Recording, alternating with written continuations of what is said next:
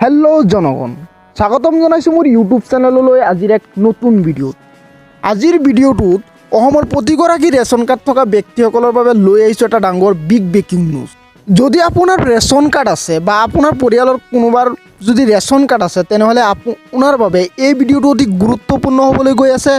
তেনেহ'লে ভিডিঅ'টো শেষলৈকে চাই থাকিব, অলপো স্কিপ নকৰিব। আৰু যিসকলে এতিয়ালৈকে মোৰ চেনেলটো ছাবস্ক্ৰাইব কৰা নাই, মোৰ চেনেলটো ছাবস্ক্ৰাইব কৰি দিব এনেকুৱা নতুন নতুন খবৰবিলাক চবৰ আগতে সদায় পাবৰ বাবে। ৰেচন কাৰ্ড সম্পৰ্কে অসম চৰকাৰৰ এক ডাঙৰ বৃহৎ ঘোষণা।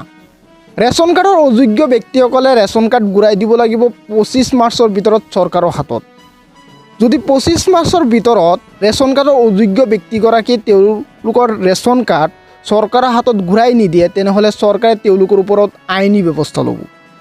ৰেচন কাৰ্ড অযোগ্য ব্যক্তিসকলে তেওঁলোকৰ ৰেচন কাৰ্ড চৰকাৰৰ হাতত ঘূৰাই দিব লাগিব, নহ'লে চৰকাৰে তেওঁলোকৰ ওপৰত আইনী ব্যৱস্থা ল'ব। ইয়াৰ মাজতে এটা ডাঙৰ প্ৰশ্ন হৈছে যে কোনসকল ব্যক্তি ৰেচন কাৰ্ডৰ বাবে অযোগ্য। এইসকল ব্যক্তি ৰেচন কাৰ্ডৰ বাবে অযোগ্য যিসকল ব্যক্তি চৰকাৰী চাকৰিয়াল আৰু তেওঁৰ নাম ৰেচন কাৰ্ডত আছে বা তেওঁৰ নামত ৰেচন কাৰ্ড আছে, বা যিসকল ব্যক্তি আগতে কোনো চৰকাৰী চাকৰিয়াল নাছিল, তেওঁৰ আৰ্থিক অৱস্থা দুৰ্বল আছিল, কিন্তু ইতিমধ্যে তেওঁ চৰকাৰী চাকৰি পাইছে বা এতিয়া তেওঁৰ আৰ্থিক অৱস্থা উন্নত। সেইসকল ব্যক্তি যদি ৰেচন কাৰ্ডত তেওঁৰ নাম থাকে বা তেওঁৰ নামত যদি ৰেচন কাৰ্ড থাকে তেনেহ'লে সেই ৰেচন কাৰ্ড অসম চৰকাৰৰ হাতত ঘূৰাই দিব লাগিব। আৰু সেয়াৰ অন্তিম সীমা হৈছে 25 মাৰ্চ। 25 মাৰ্চৰ ভিতৰত যিসকল চৰকাৰী চাকৰিয়াল আছে তেওঁলোকে তেওঁলোকৰ ৰেচন কাৰ্ডসমূহ চৰকাৰক ঘূৰাই দিব লাগিব। যদি নিদিয়ে তেনেহ'লে চৰকাৰে তেওঁলোকৰ ওপৰত আইনী ব্যৱস্থা ল'ব।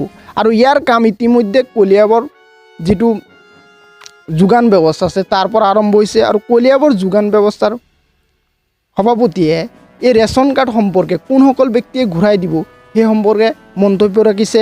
আমি সেই মন্তব্যটো ভিডিঅ'টোৰ শেষত আমি ভিডিঅ' ক্লিপটো দেখুৱাম।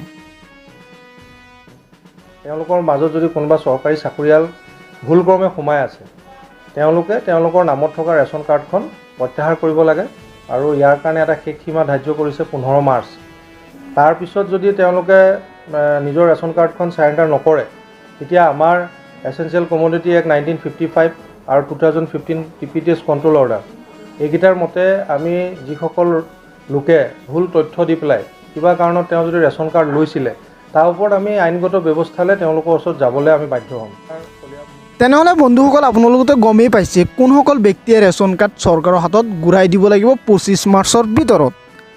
যিসকল ব্যক্তি ৰেচন কাৰ্ডৰ বাবে অযোগ্য সেইগৰাকী ব্যক্তি যিসকল ব্যক্তিৰ চৰকাৰী চাকৰি আছে তেওঁলোকৰ নামত আকৌ ৰেচন কাৰ্ডো আছে, তেওঁলোকে ৰেচন কাৰ্ড ঘূৰাই দিব লাগিব চৰকাৰৰ হাতত।